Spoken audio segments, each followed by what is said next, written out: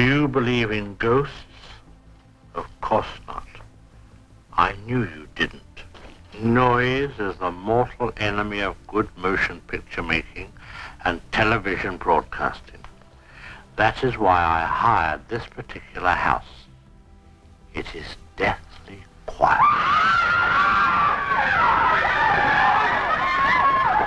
Most of the time. Alfred Hitchcock thought the cameras were off when he started talking about what he did to Tippi Hedren. The interviewer was too scared to stop recording. What happened next destroyed the director's reputation and forced Universal Studios to cancel his next movie. The tape was hidden for 60 years. But now we finally know the sick truth about Hollywood's master of suspense. Even his biggest fans won't be able to defend him after hearing what he said. Alfred Hitchcock was born on August 13, 1899, in Leytonstone, England. His father, William Hitchcock, worked as a greengrocer, and the family lived above their shop. It was a noisy and busy place, but Alfred's world was much quieter. He didn't work in the store like his siblings. He spent most of his time alone, reading and daydreaming. He later described himself as a lonely and complicated child. His mother often used food to comfort him, which led to unhealthy eating habits.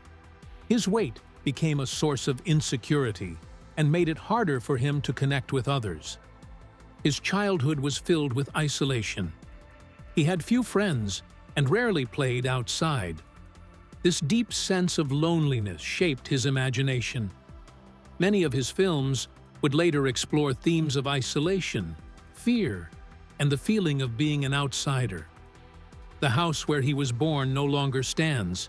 It was torn down and replaced by a petrol station and a fried chicken shop, erasing any physical trace of his early life.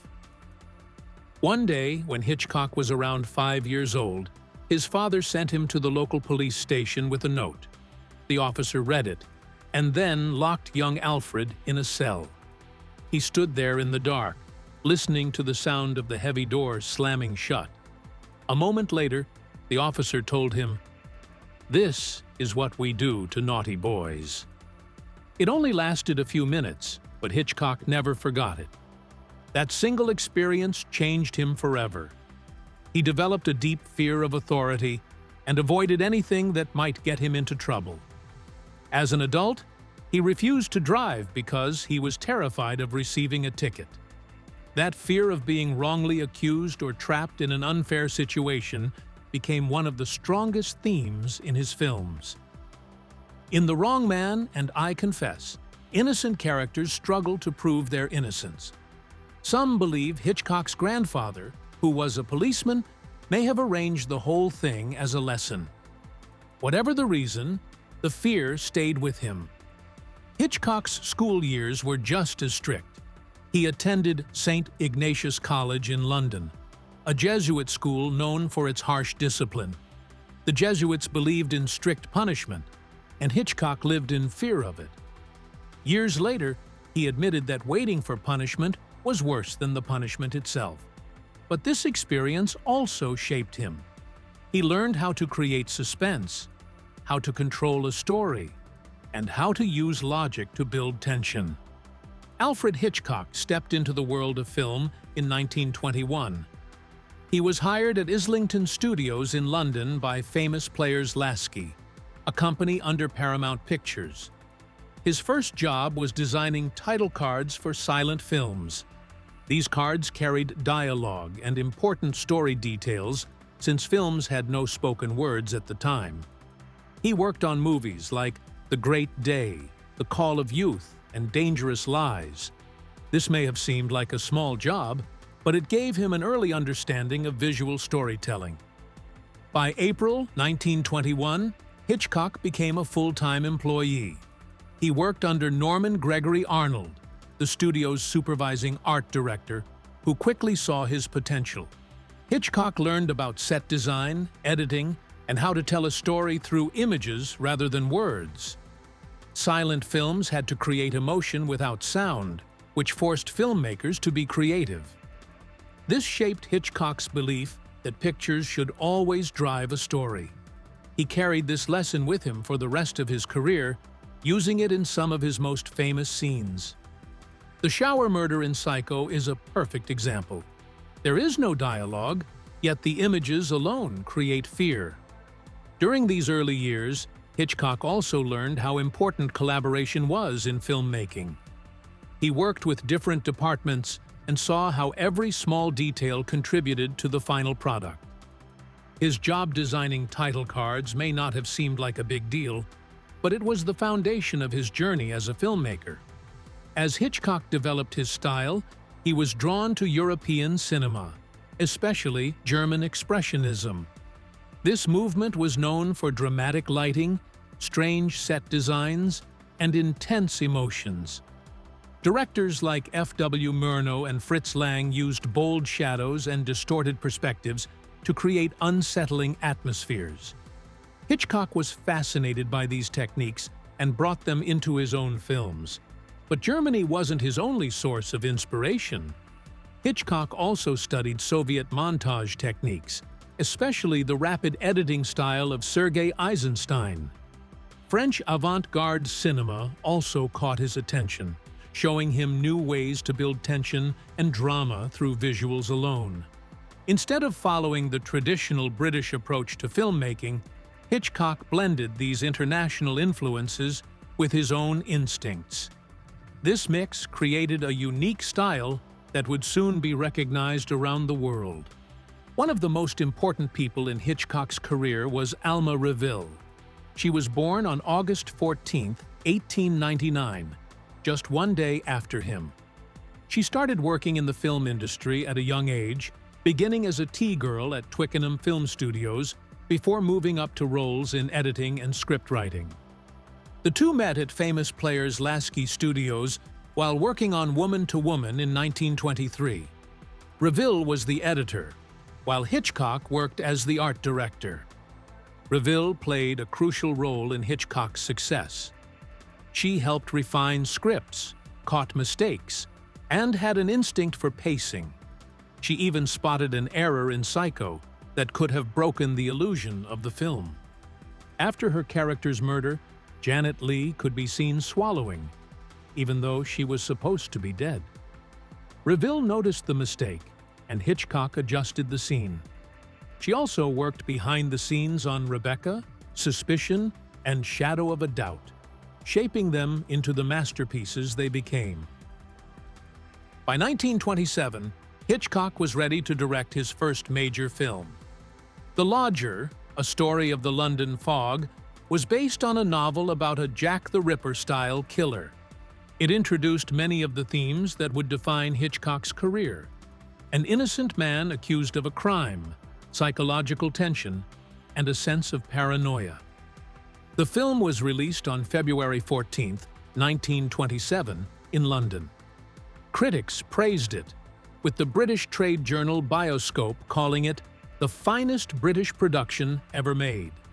Its creative use of shadows, camera angles, and suspenseful pacing showed clear inspiration from German Expressionism, while also proving that Hitchcock had his own unique vision. Alfred Hitchcock's move to Hollywood changed his life.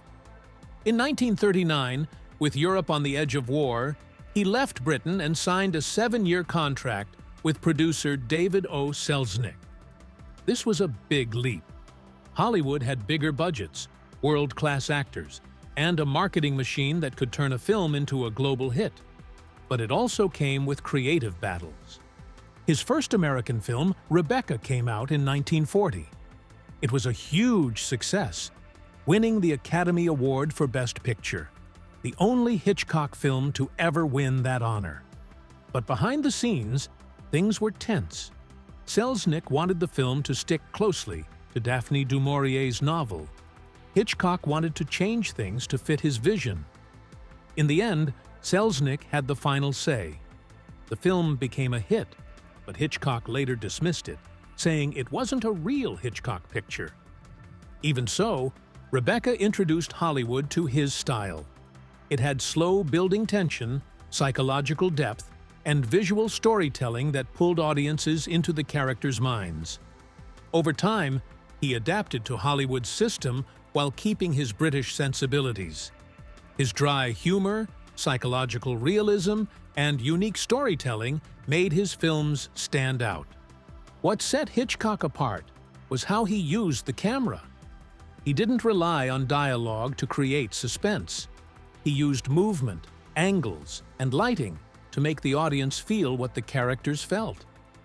One of his most famous techniques was the dolly zoom, first used in Vertigo in 1958. It created a dizzying effect by zooming in while pulling the camera back at the same time. It perfectly captured fear and obsession. Another signature move was the point-of-view shot. Instead of just showing what was happening, he let the audience see through a character's eyes. That made every moment more intense. Lighting played a big role too. He often used deep shadows to add mystery, but sometimes he did the opposite, using bright light in suspenseful scenes to keep audiences on edge without them realizing why. Editing was just as important. The famous shower scene in Psycho, 1960, had over 50 quick cuts in just 45 seconds. It was chaotic and terrifying, yet it never actually showed a knife stabbing the victim. Hitchcock believed suggestion was more powerful than showing violence directly. The scene became one of the most iconic moments in film history. Sound was another tool he mastered. Silence often built more tension than music, but when music came in, it hit hard. The screeching violins in Psycho became one of the most famous horror sounds ever created. All of these techniques formed what people now call Hitchcockian suspense. His films didn't just tell stories. They made audiences feel the fear, the tension, and the paranoia of his characters. But making great films wasn't enough. Hitchcock had to balance art with business. He knew that films had to make money, but he never wanted to play it safe. Psycho had a small budget of just $806,947, but it earned over $50 million worldwide. It was shocking, disturbing, and even pushed censorship rules. But audiences couldn't get enough of it. That balance wasn't always easy. During Rebecca, Selznick controlled the project, and Hitchcock had to follow his orders. But as Hitchcock became more powerful, he started making films his way. Rear Window in 1954 and Vertigo in 1958 were different from typical Hollywood thrillers. They weren't just about crime or mystery. They explored deep psychological themes. Rear Window was about a man stuck in his apartment, spying on his neighbors.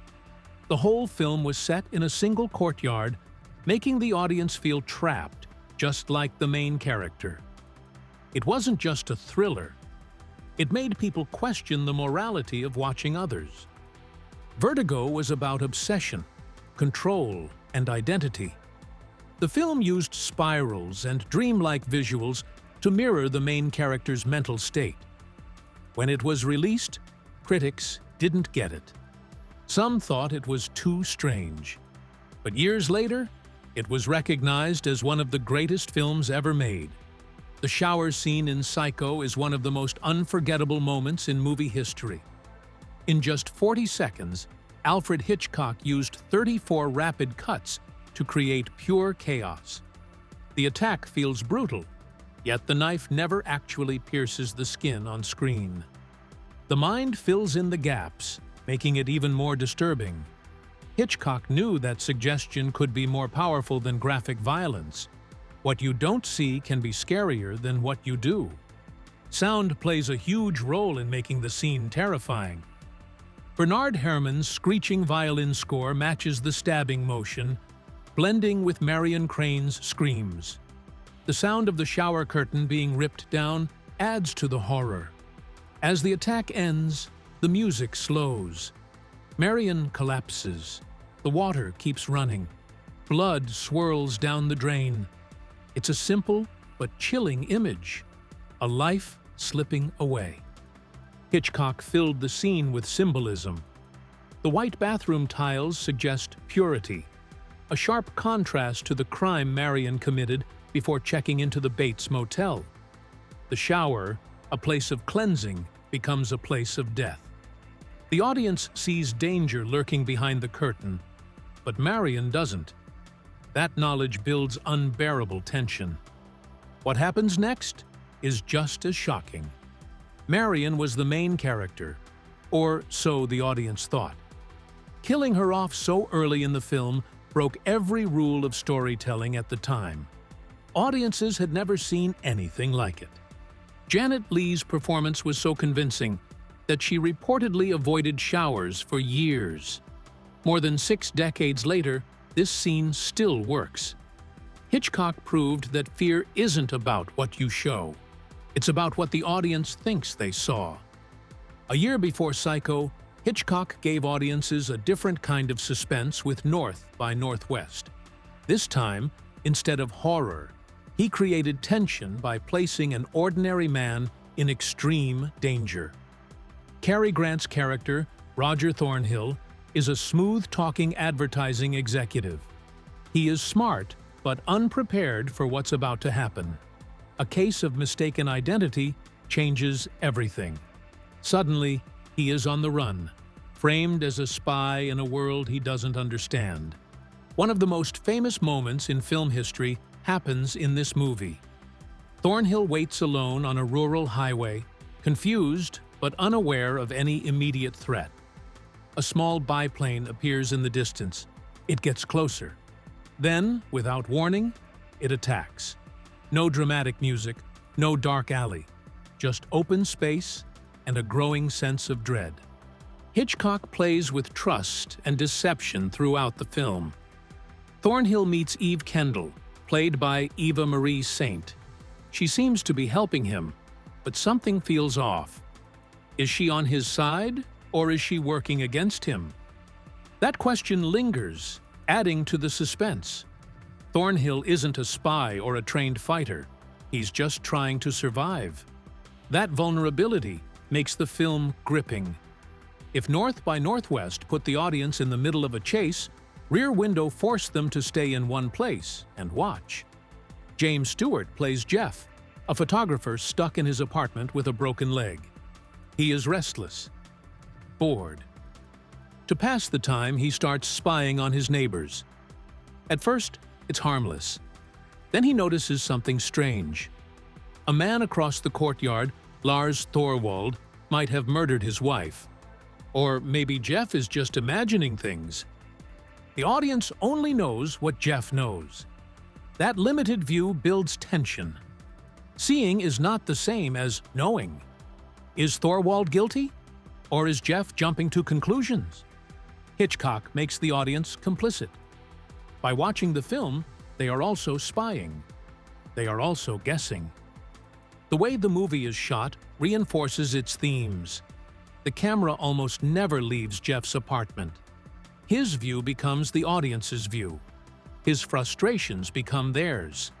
And when the danger becomes real, the apartment starts to feel like a trap. When Thorwald finally realizes he is being watched, the tension explodes. The hunter becomes the hunted. Alfred Hitchcock is known as one of the greatest filmmakers in history. But behind the scenes, he had a dark side. One of the most shocking stories came from Tippi Hedren, the star of The Birds in 1963 and Marnie in 1964. In her 2016 memoir, she revealed that Hitchcock sexually harassed her multiple times. He tried to kiss her in the back of a limousine, grabbed her in his office, and made disturbing comments. When she rejected him, he warned her that he would ruin her career. And he did exactly that. She was still under contract with him, but he refused to let any other director hire her. Hitchcock's obsession went beyond professional revenge. He watched her constantly, studied her handwriting, and controlled her appearance. He even decided what shade of lipstick she should wear. Then came the worst part. During the filming of The Birds, he put her through real physical danger. The script called for her character to be attacked by birds, but she was told mechanical birds would be used. That was a lie. When the cameras rolled, Hitchcock ordered the crew to tie live birds to her body. They threw birds at her again and again while she screamed. This went on for 5 days. One bird nearly pecked her eye out. When it was over, she collapsed in tears and needed medical leave. She later said the trauma from that scene stayed with her for the rest of her life. Hedren was not the only actress Hitchcock treated this way. Kim Novak, the star of Vertigo in 1958, was humiliated by him before filming even began. He invited her to dinner, but instead of making her feel welcome, he used the evening to show off his knowledge of art and wine, knowing she had no experience with those things. He wanted to make her feel small. Grace Kelly, one of Hitchcock's most famous leading ladies, also suffered from his controlling behavior. He saw blonde actresses as something to shape into his own vision, ignoring their personal well-being. Even male actors experienced his cruelty. During the filming of The 39 Steps in 1935, he handcuffed Robert Donat and Madeleine Carroll together and refused to unlock them between takes. Carroll even had to use the bathroom while still handcuffed. Hitchcock wanted their real frustration to show on screen. He also knew how to use fear against his actors. When Joan Fontaine was cast in Rebecca in 1940, she was insecure about getting the role at the last minute. Hitchcock made that worse by encouraging the cast and crew to ignore her, making her feel isolated. That anxiety was perfect for her character, but Fontaine said it left her emotionally exhausted. His methods were often compared to those of Stanley Kubrick, who tormented Shelley Duvall on The Shining in 1980. But Hitchcock was different. He didn't just push actors to the edge, he controlled every aspect of their lives. Some believe his techniques helped make his films great. Others argue that no director should treat people this way, no matter how talented they are. Alfred Hitchcock had a habit of dreaming big. Some of his ideas became legendary films, but others never made it past the planning stage. The Blind Man was one of his boldest concepts. It followed Jimmy Shearing, a blind jazz pianist who regained his sight through an eye transplant. But the donor had been murdered, and Shearing started seeing terrifying visions of the killer. The story built toward a dramatic chase aboard the RMS Queen Mary, a perfect setting for Hitchcock's signature suspense. Hitchcock originally planned to film key scenes at Disneyland. Shearing was supposed to recognize the killer during a Wild West show, leading to a tense pursuit through the park. But Walt Disney, disgusted by Psycho, banned Hitchcock from filming there. Disney publicly called the film disgusting and refused to let Hitchcock use Disneyland as a location. This forced Hitchcock and screenwriter Ernest Lehman to rewrite the script, moving the action to a cruise ship. The change made the story more complicated, and Lehman eventually gave up. Without a solid script, the project stalled. The film never made it to theaters, but its script wasn't entirely lost. In 2015, the BBC adapted The Blind Man into an audiobook starring Hugh Laurie, giving fans a chance to experience Hitchcock's forgotten thriller. Another film that never saw the light of day was Village of Stars. This project was meant to push boundaries even further, exploring explicit themes and darker aspects of human nature. But Universal Studios refused to support it. The film was considered too graphic for its time, and without backing from a major studio, Hitchcock had no way to move forward. Hitchcock often clashed with Hollywood censors. His 1959 attempt to adapt No Bail for the Judge, a novel by Henry Cecil, was shut down after Audrey Hepburn refused the lead role due to a controversial rape scene. Village of Stars likely faced the same kind of resistance. Hitchcock was never afraid to challenge storytelling norms, But this time, the industry pushed back too hard. His last unrealized project was The Short Night, a spy thriller based on Ronald Kirkbride's novel. The story followed a British double agent who escaped prison and fled to Finland while an American agent pursued him, seeking revenge for his brother's murder. The film was packed with suspense. One murder happened near a waterfall, another on an abandoned warship, and the final showdown took place at an oil refinery. Hitchcock wanted The Short Night to feel like a realistic version of a James Bond movie. Universal Studios had concerns, though. Hitchcock's health was declining, and the studio feared he might not be able to complete the film. There were also issues with the script's level of violence and sexual content. Still, Hitchcock had big plans for the cast.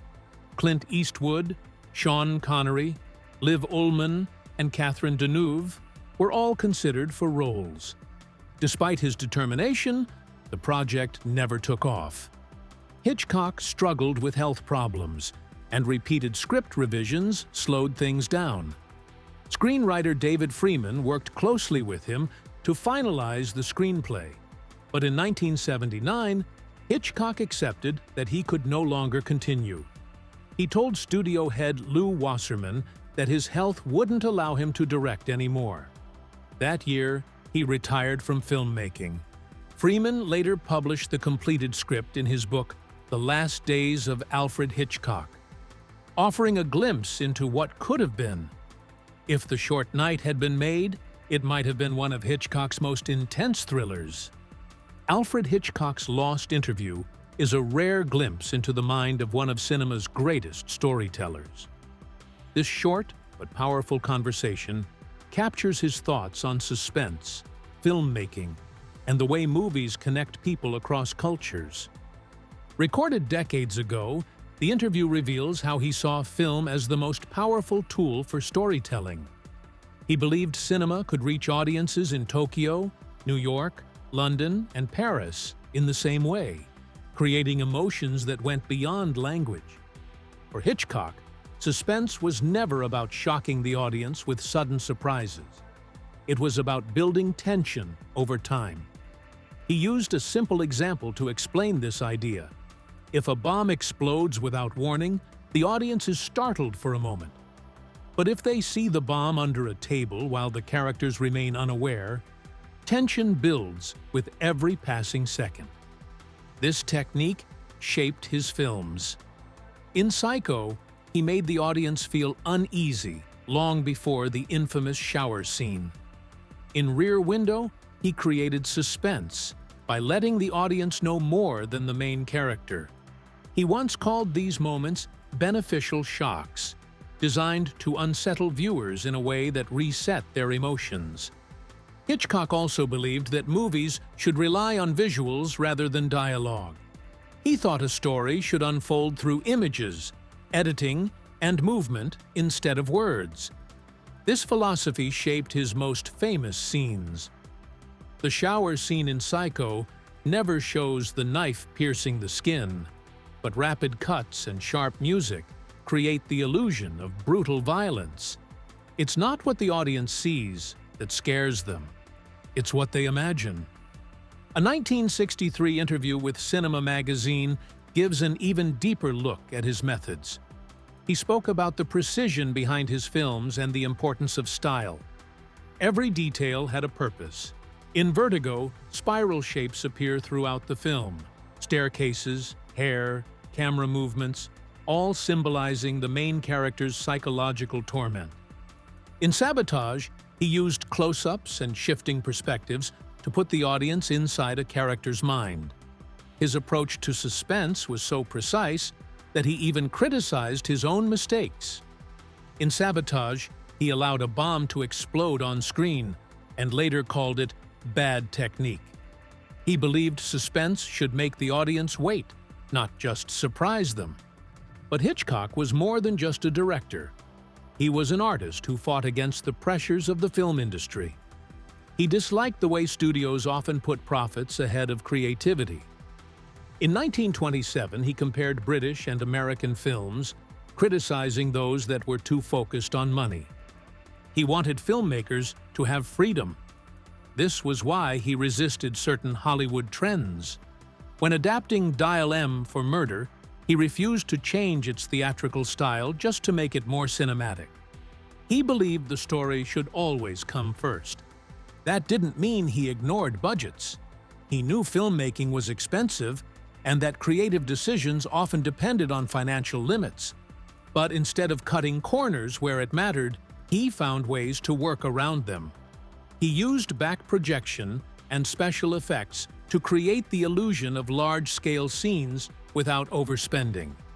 His approach influenced directors around the world. In 1962, François Truffaut interviewed Hitchcock, fascinated by the way he balanced art and entertainment. Hitchcock believed a great film could do both.